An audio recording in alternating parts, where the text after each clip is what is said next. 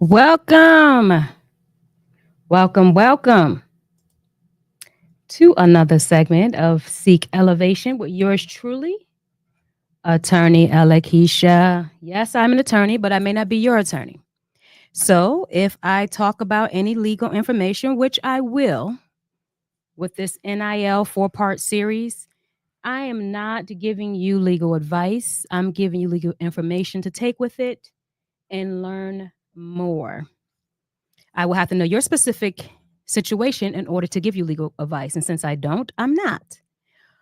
But hopefully, I give you confidence in my knowledge and my expertise as I do give this information. So, we are now on segment 2 of Power Plays, the NIL era in college sports. This is a 4-part series if you're just tuning in for the first one.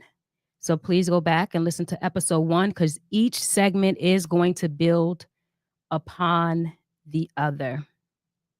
But right here, we're talking about NIL now, but there's so many different things we talk about because on Seek Elevation is where real issues and real people and real conversations take center stage.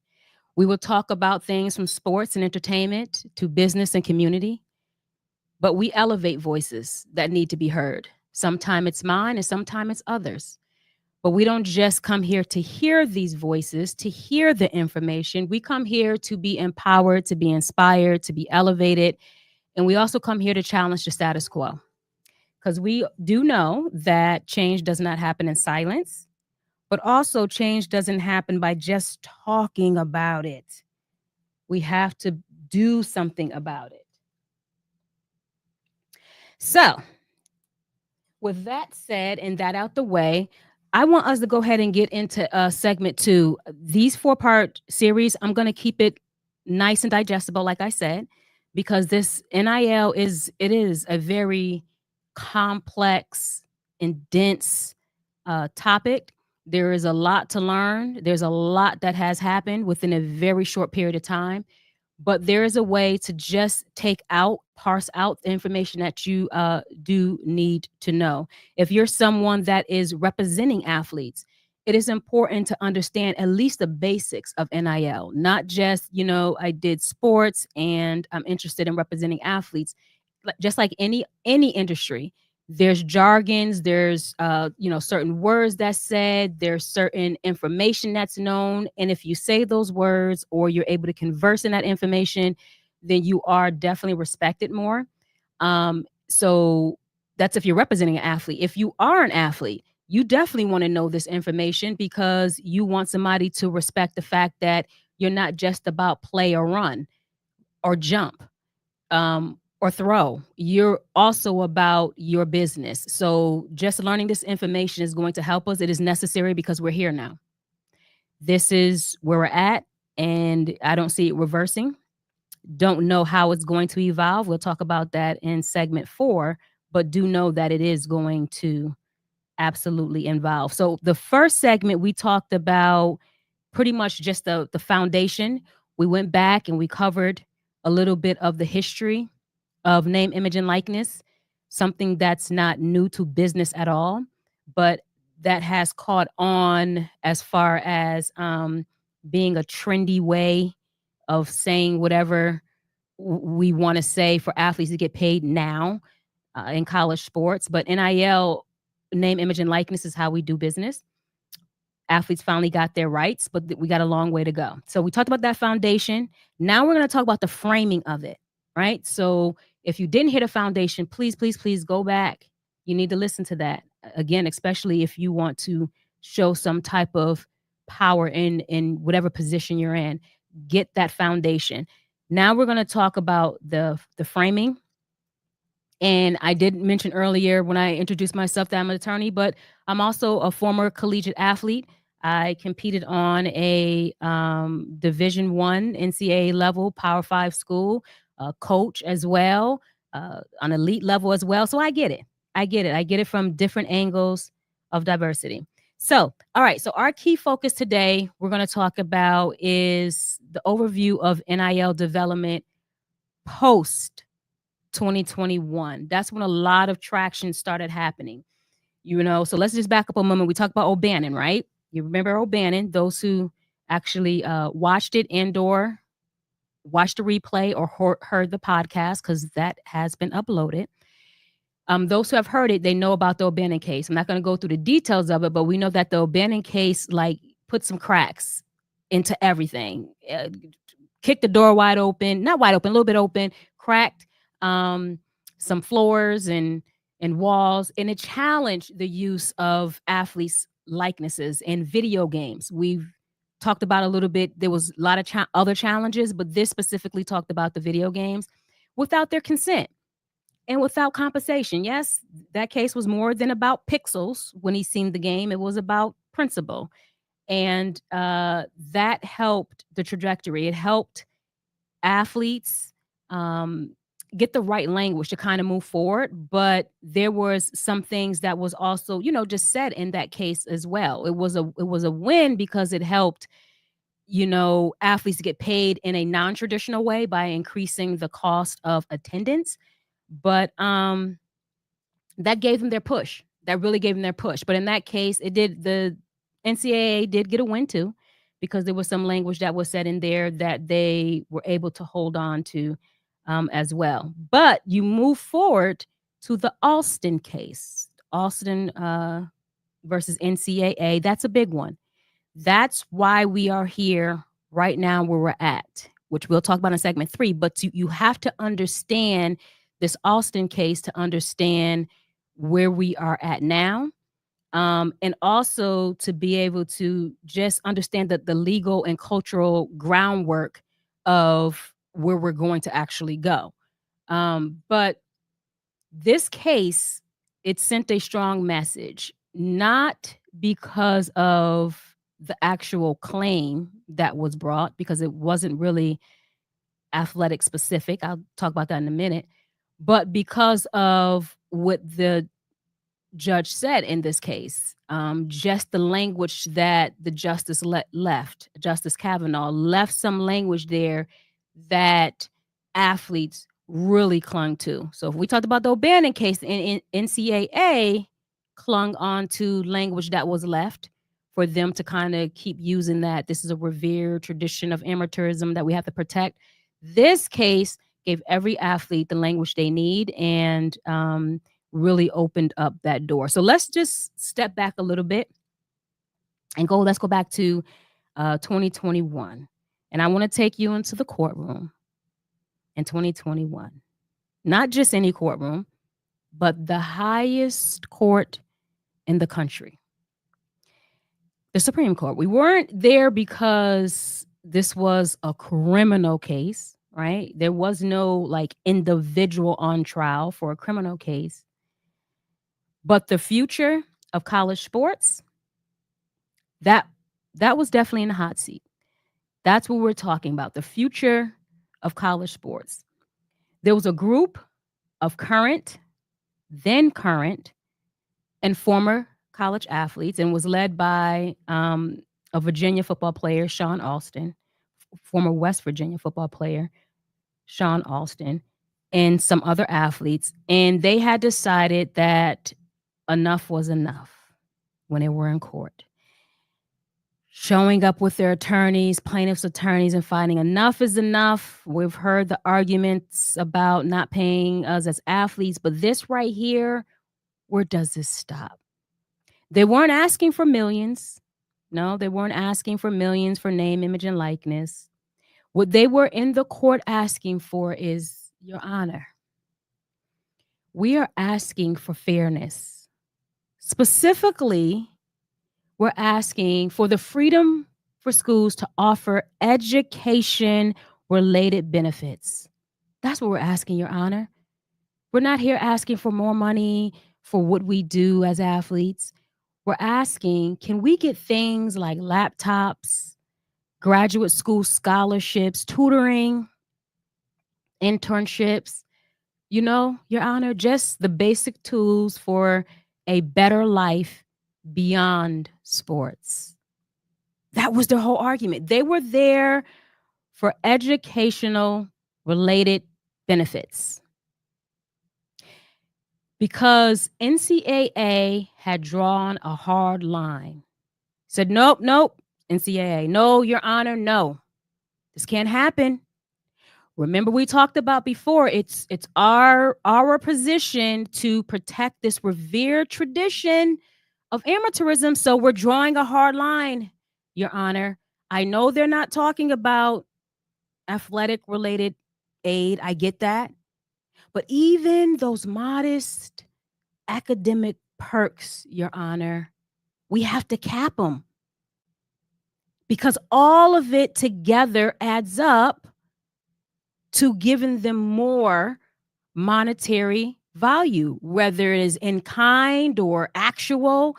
We have to still cap it because they are amateurs. An athlete said, "Oh my gosh, Your Honor, no. I mean, you said we're here, not just as athletes, we're here to get our education. There's things that we still need because some of us do, right? We may get scholarship, partial, full. Some of us get none. Some of us may be walk ons. But even if we get full, Your Honor, what does that have to do? Education, right? That's why I'm here. You said that's what I should be paying attention to is my education, and I am. Why should I not have the opportunity to get education related benefits and I be capped just because I want to perform?" So the athletes challenged that and they won. And the Supreme Court issued a unanimous decision. All of them, one. All of the justices unanimously agreed. And they said, the NCAA's restrictions on education related benefits, that violates antitrust laws. We can't do this. We cannot violate antitrust laws. So it's clear cut here. And you may continue to have arguments and fights about violating antitrust laws, anti competitive laws when it comes to athletics. But right now, we're drawing the hard line and we're saying that violates antitrust laws. And the justice, there's a Justice Gorsuch wrote the opinion, but Justice Kavanaugh came back and said, and he wrote this wasn't in the opinion, right? This is not something that what he said had any binding or effect on the holding of the court. This is just added language. This is just me saying, I agree. But not only do I agree, obviously, because it's unanimous, we all agree, I have something to say about me agreeing. And what Justice Kavanaugh said this time around, opposed to last time, what he said this time around for the athletes, it was pretty much a lightning bolt that struck down. Because he said the NCAA is not above the law. The NCAA is not above the law. And he questioned how the NCAA, this is him still writing, and I'm summarizing what he questioned and what he wrote in his concurring opinion. He says,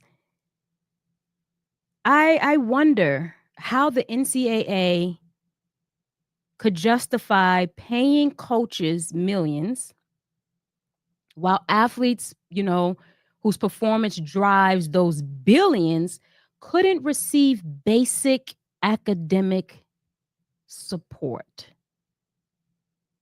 And he also said the circular theory about not paying athletes because they're amateurs and amateurs don't get paid has to finally be rethought, because that is a theory that should not hold, this amateurism.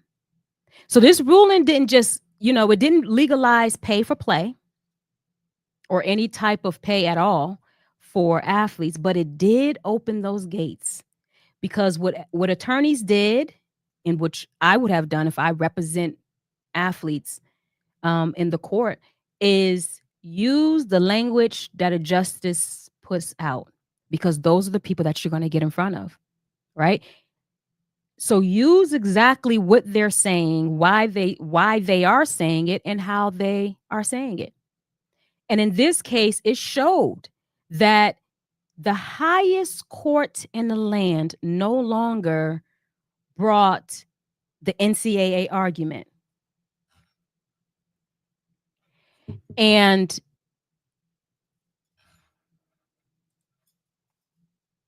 of amateurism, so as they defined it, as it being sacred. Hold on 1 minute. I want to make sure. Can you all hear me?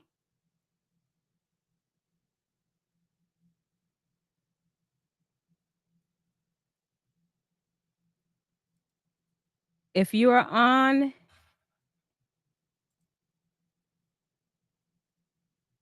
let me know if you can hear me.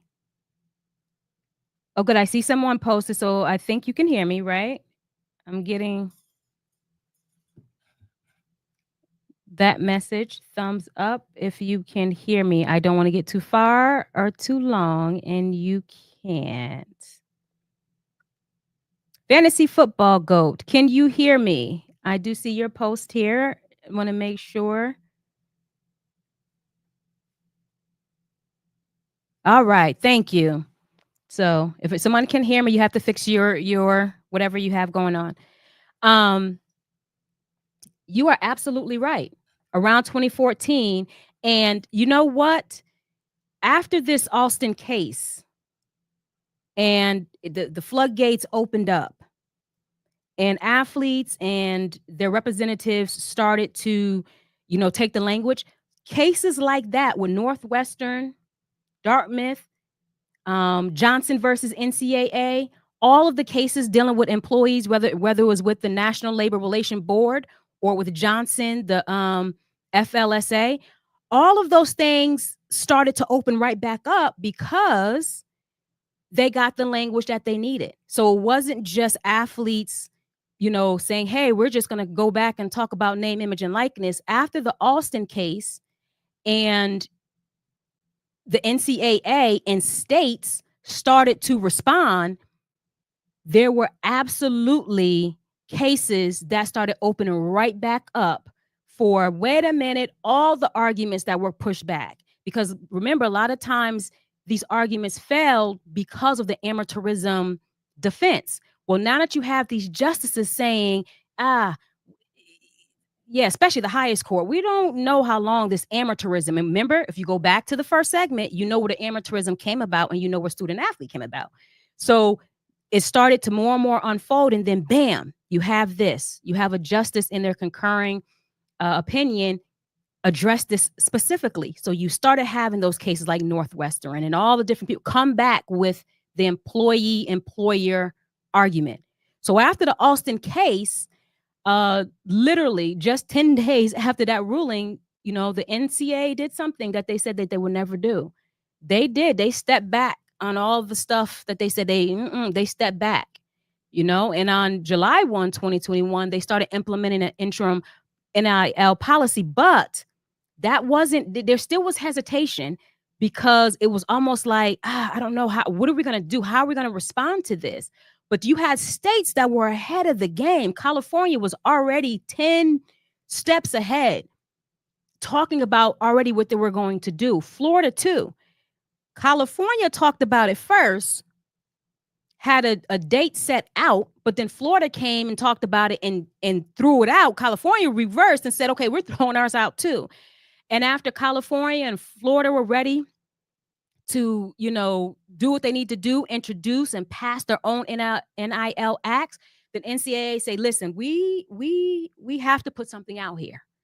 We have to have this interim policy, and we'll continue to flush out what this look like. But we have to act because these states are doing it. They're doing it boldly. They're setting the tone for change, and then there was a ripple effect, undeniable ripple effect. State after state after state rolled it out, and it came up to like 30 plus states. Some states said we're not touching it, we're not doing it, but it was chaotic. We'll talk about that in a little bit. It was chaotic, but the Alston decision, that was the tipping point. So anytime, if you're representing any athletes at all, if you are an athlete, if you are a parent, you're supporting an athlete, you have to understand, Alston. Know that the argument in this was about education. That's important for you to know. Because, a lot of times when conversations are diminished or points that are raised are diminished, you have to know how to elevate them.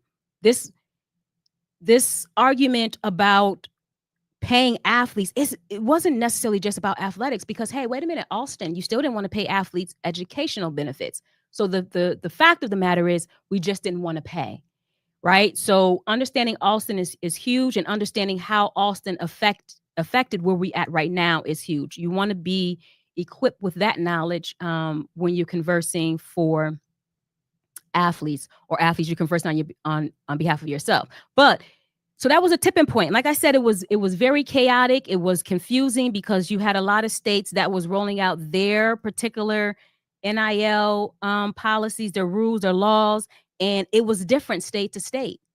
It was different, and it was a success, right? But were we prepared for that?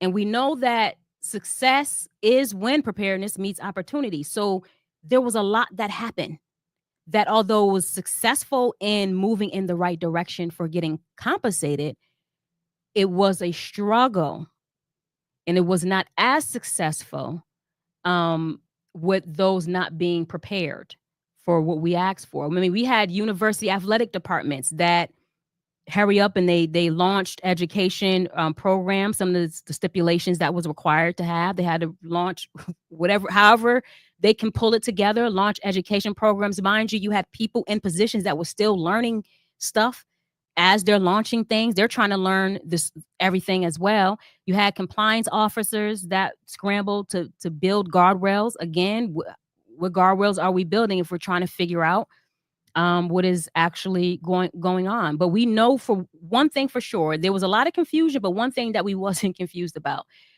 the question was no longer should athletes be compensated. That was no longer the question. We know that they were going to get compensated. The question then shifted to how far will this go? How far will this go? Right. So again, it's a good thing. We witnessed policies change.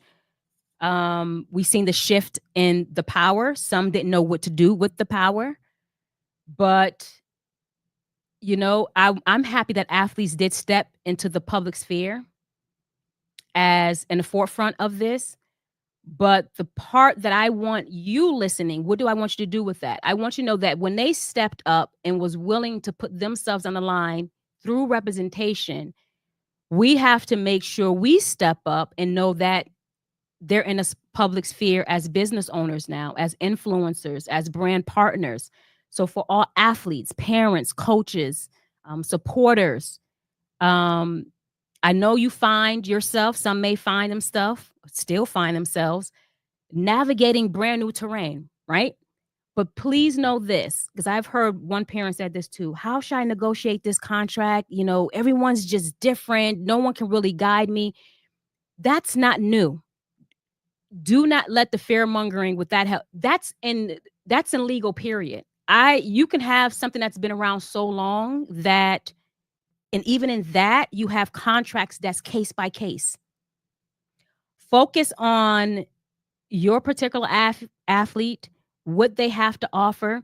Get very creative in the situation too, right? What is name, image, and likeness deals? It's putting your name, image, and likeness on something, and it can look so different. Position athletes to get opportunities and businesses with name, image, and likeness. It's not always just about products. What about services? What about things that help them beyond the sport? Not every athlete is going to go on to go to that next level. So how do you use name, image, and likeness? Don't fear that you can't compare something. What you do is create it within the parameters that you can create it. And I say that to say, and I'm going to talk more about this later, so I won't get too much into it now. There are contracts that were being undone, right? Because you had the law that says you can do NIL deals but you have to be very careful why they are being done. No pay for play. Like, you can't say, I'm going to do this NIL deal if you go here, if you get these many touchdowns, if you break this record. Like, those are the things you were not supposed to do. Were they being done? Absolutely.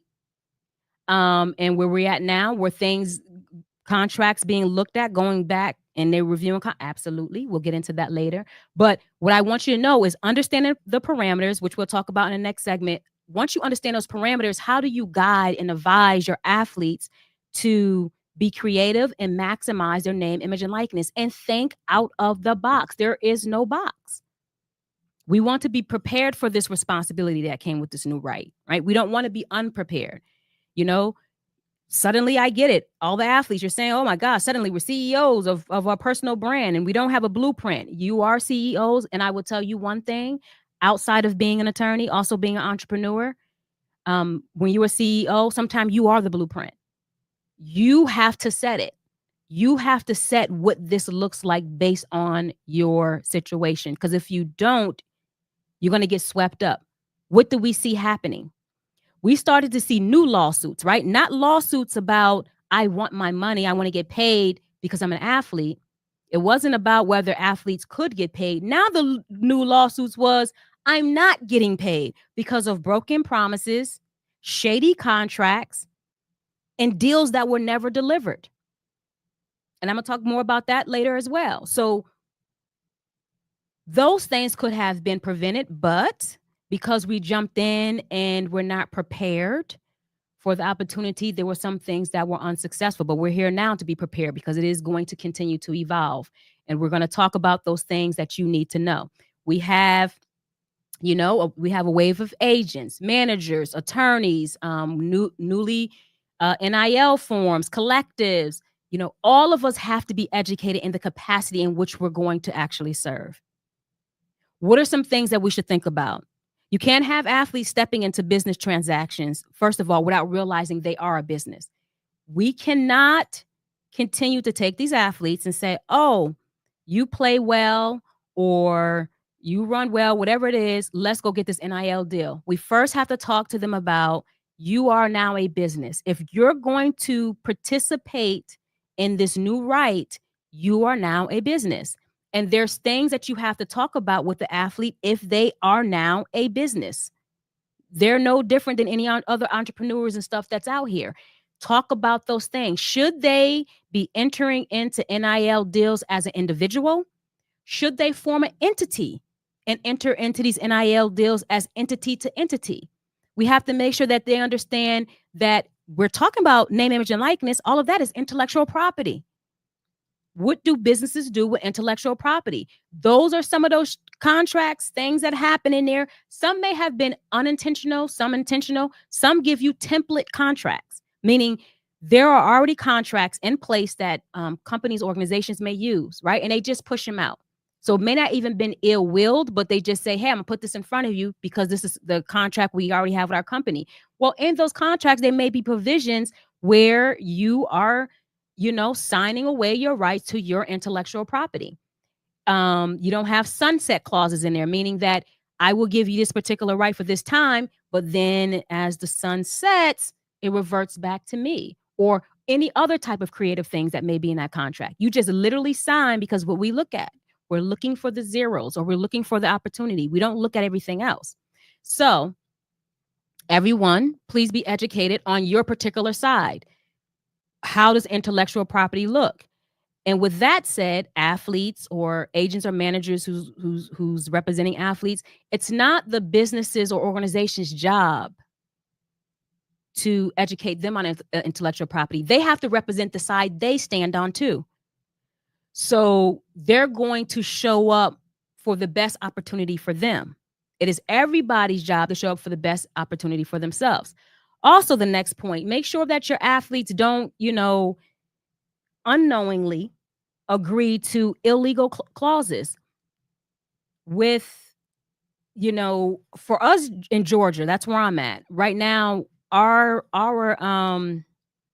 NIL statute already that ended June 30th, and then we had an executive order that was put in place But after this new case, we'll talk about next segment, the House settlement. That's what's pretty much governing. You have to know, what do I need to know to make sure that my athlete is not unknowingly agreeing to illegal clauses? Because I'm going to say this again: it is not the company's or organization's job to know that. They don't. Their job is to get whoever they can to promote whatever they need them to promote. They're not saying, "Hey, I'm not supposed to have it." They're going to give you whatever, and sometimes that may be a template. You need to ask that: is this a template? You need to read through it yourself, even if it's not, to circle and see things that do not apply. But I say that and I circle back and say, you can read that, you can have conversations, but you do not, if you are not an attorney, if you are a manager, if you are an agent, you do not want to get caught up in the unauthorized practice of law. There is a fine line, and a lot of agents and managers cross it. Sometimes they don't know. But what I will tell you, I see on my end, is how people get out of contracts because you did cross it. You don't want to ever put yourself in a position where someone has a defense to get out of something that you work so hard for. And listen, I am pro athlete. I am an athlete. I'm all that. But I have to be transparent all the way around. So I'm speaking to agents and managers too. Sometimes we do things because of practice. This is just the way it's been done. It's practice. But it may violate policies or laws. And you can look this up and you research it. You do not want to run afoul of unauthorized practice of law. What does that mean, Lakeisha? Yes, you can read contracts. Anybody can read contracts. You can do that. You can talk about it. But if you ever advise or have your athlete sign a final contract that binds them to a legal term or something that was negotiated legally that deals with a legal protection, it falls in that parameter, that's unauthorized practice. Just think about real estate, right? Because I'm licensed as well. I learned a lot of stuff with real estate. And I was like, oh, they got it. Good job. The real estate gets it. You can have real estate agent and you have those contracts that they sign, that they give, right? Out to people that want to buy, sell their homes or whatever. Those contracts are already written out by the attorneys, either by the, real estate, governing real estate body or whatever. They're already written out, but there's certain provisions that are open or certain lines open that those agents can fill in. That those parts are okay. But if there's anything that's not editable and they edit that and resubmit that type of contract, they are now running afoul on unauthorized practice of law. I'll give you one more example. NFL agents, former certified as well.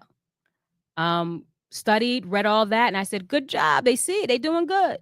The players' contracts that we have, you have sections that you can fill in electronically. There's sections open. You can choose, the rate in which you're going to percentage in which you're going to take from whatever, right? And they talk about what is generally known or accepted, but those areas are open, but there's areas that are not, that you can't change.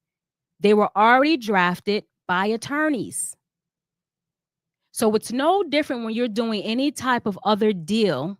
If you're looking and you're crossing the line of negotiating or finalizing terms that are going to affect your client legally, you're now crossing that line, and that can be a defense for them to get out of that contract and owe you nothing, and you pay back everything.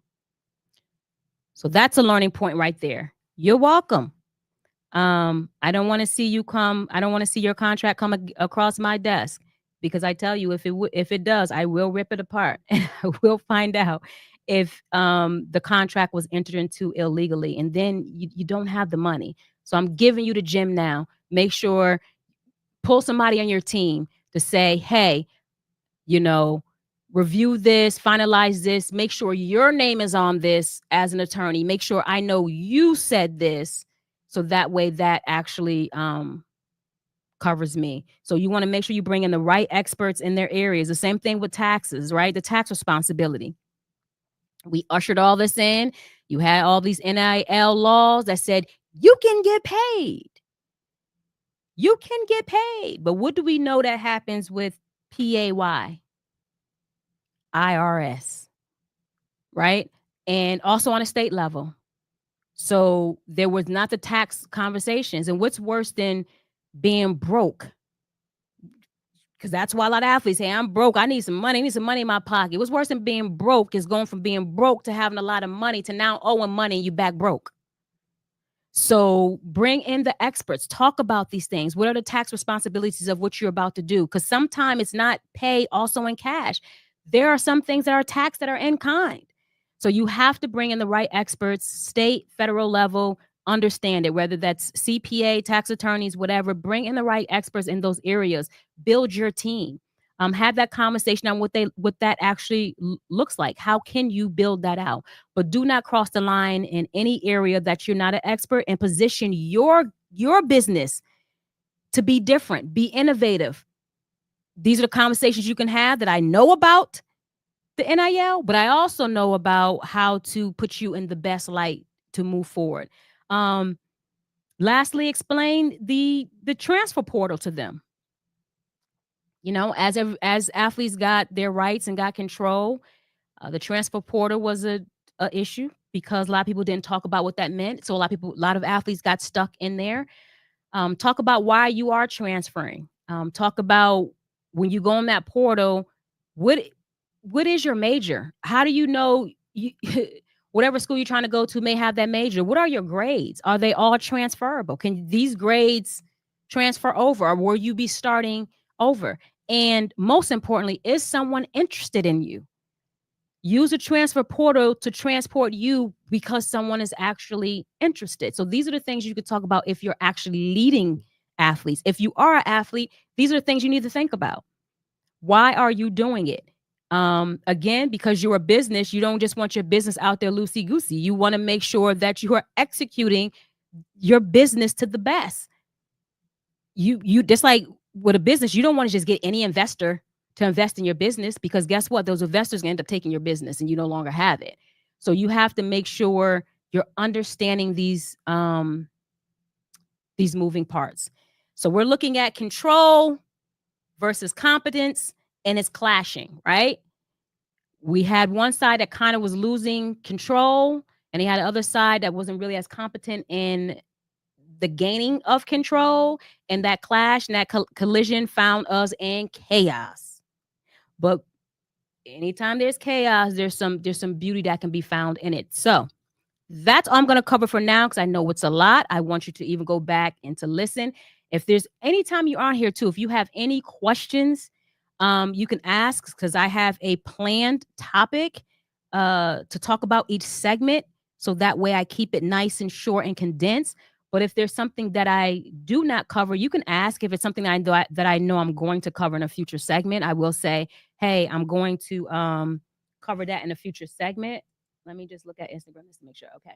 I'm going to cover that in a future segment, and we can wait then. But if I know it fits in the segment that I'm actually covering now, I don't mind answering questions. This may be the best time that you can get those questions answered.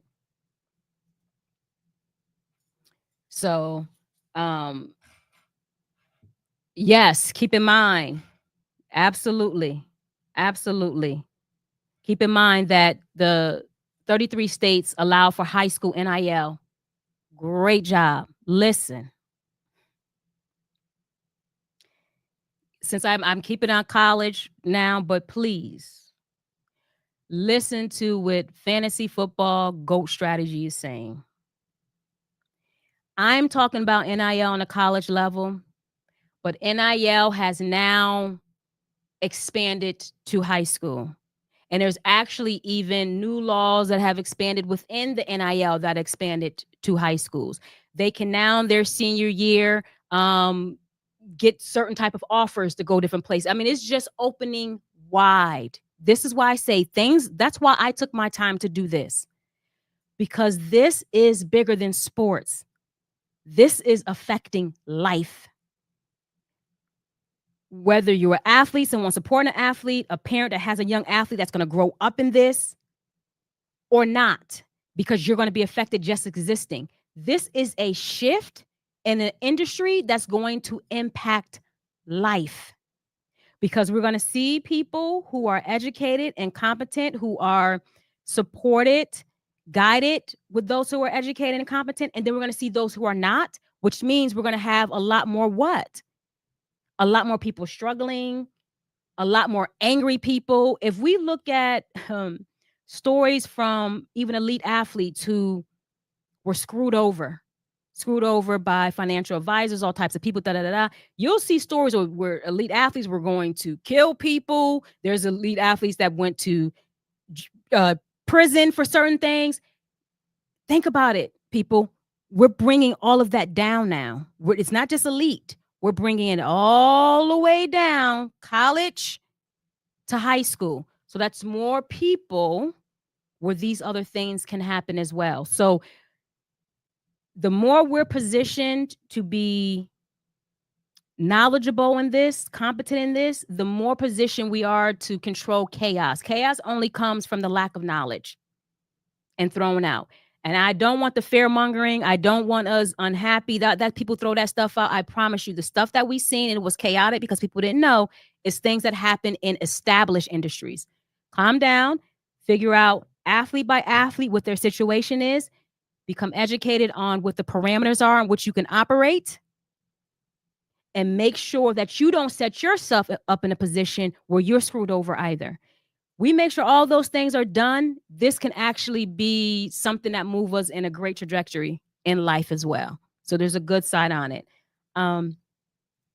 Yeah, so if there are no questions, and I'll check IG just to make sure before, yeah, if there are no questions, and mind you, even if you for replay, those who may watch this on a replay, you can always drop your question in a comment. If you end up hearing it on the podcast, of course, you can't comment on there, but you can come back to that actual segment that you listen to and come back and drop the comment there. So that is a wrap for this episode. Bite size. That's a wrap for today. That's where the Alston case leaves us. It's not a finished structure, obviously. We're going to talk about that, but it is a framework that shows, you know, what was possible. Old rules are gone. They were challenged. We're in new ones, and you can help shape those new ones and be ahead of the game in the new ones. So again, the question isn't whether, change will come anymore. That's no longer the question. Now we're looking at how far will it go and how fast will it go. You need to be in a power position with that, because power isn't just taken, it's managed, it's protected, it's grown by those who are prepared to hold it. So we'll explore the next thing, the house settlement, and the next segment. I thank you for being hungry to be elevated. Until next time, I want to say peace and progress.